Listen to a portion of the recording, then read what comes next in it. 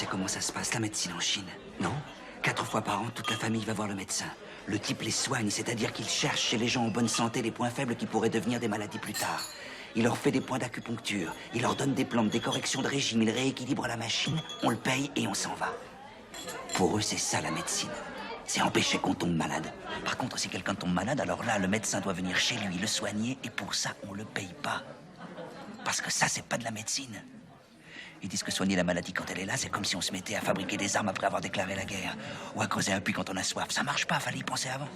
Alors le médecin chinois, il a vachement intérêt à ce que les gens se portent bien parce que c'est les bien portants qui le payent. Les malades, ça lui bouffe son temps et ça lui rapporte pas un rond. Alors s'il a trop de malades, il est ruiné, le mec. Et puis les gens disent, il a beaucoup de malades, c'est un mauvais, on va pas chez lui. Ici, c'est le contraire.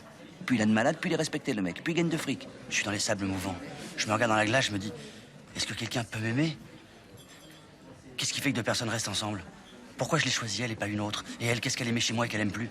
Est-ce que moi, je l'aime encore? Qu'est-ce que c'est aimer après 10 ans quand on se croise tous les jours avec la tronche fripée des petits matins? Combien de temps ça dure, le cul? Il y en a qui disent 9 mois, d'autres 2 ans. Mais tout le monde sait que bon, le cul, ça se calme une fois ou l'autre. Et après, c'est quoi? Et sur quoi ça peut tenir combien de temps? Est-ce que ça existe d'être heureux longtemps avec quelqu'un? J'ai plus de réponse. J'ai que des questions.